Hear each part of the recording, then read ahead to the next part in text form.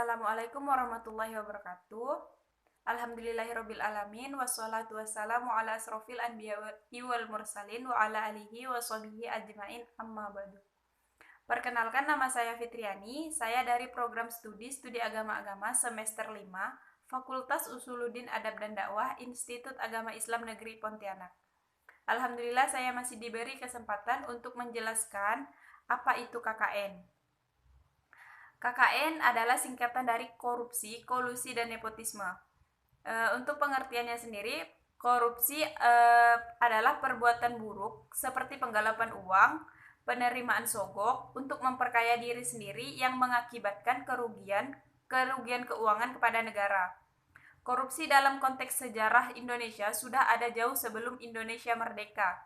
Beberapa referensi mengatakan korupsi sudah ada sejak zaman Kerajaan Nusantara melalui finality of power, di mana kedudukan atau jabatan diperjualbelikan secara bebas kepada siapa saja yang mampu membayarnya.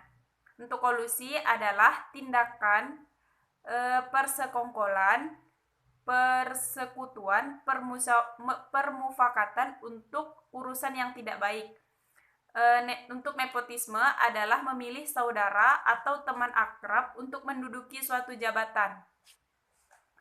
Sejarah korupsi, kolusi, dan nepotisme di Indonesia adalah sebuah tuduhan adanya nepotisme bersama dengan kolusi dan korupsi, semuanya disingkat KKN, dalam pemerintahan Orde Baru, dijadikan sebagai salah satu pemicu gerakan reformasi yang pada akhirnya mengakhiri kekuasaan Presiden Soeharto pada tahun 1998. Untuk perkembangannya sendiri, Indonesia memiliki masalah tindak pidana yang sulit untuk dipecahkan, yang diatasi oleh bangsa dan pemerintah, yaitu masalah KKN. KKN sendiri di Indonesia bukan lagi merupakan sebuah fenomena, melainkan fakta yang terkenal di mana-mana.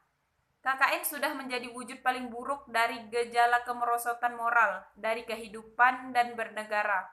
KKN terjadi di semua bidang dan sektor pembangunan. KKN terjadi bukan hanya pada tingkat daerah, tetapi ke tingkat pemerintahan yang paling kecil di daerah.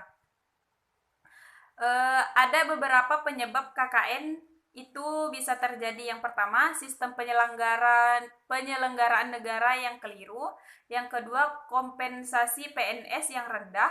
Yang ketiga, pejabat yang serakah. Yang keempat, hukuman yang ringan terhadap koruptor. Yang kelima, pengawasan yang tidak efektif. Yang keenam, tidak ada keteladanan pemimpin. Yang terakhir, yang paling penting adalah rapuhnya kualitas moral. Akibat dari korupsi, kolusi, dan nepotisme.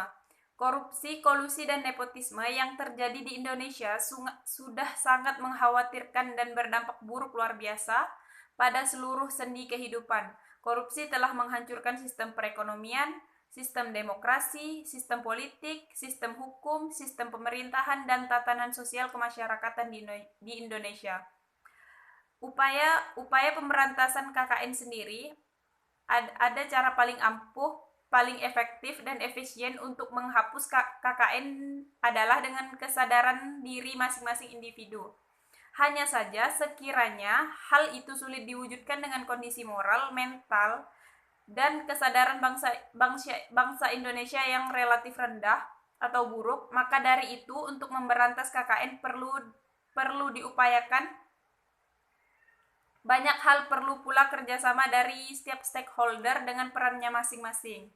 Mungkin hanya itu saja yang bisa dapat saya sampaikan. Kurang dan lebihnya saya mohon maaf. Wassalamualaikum warahmatullahi wabarakatuh.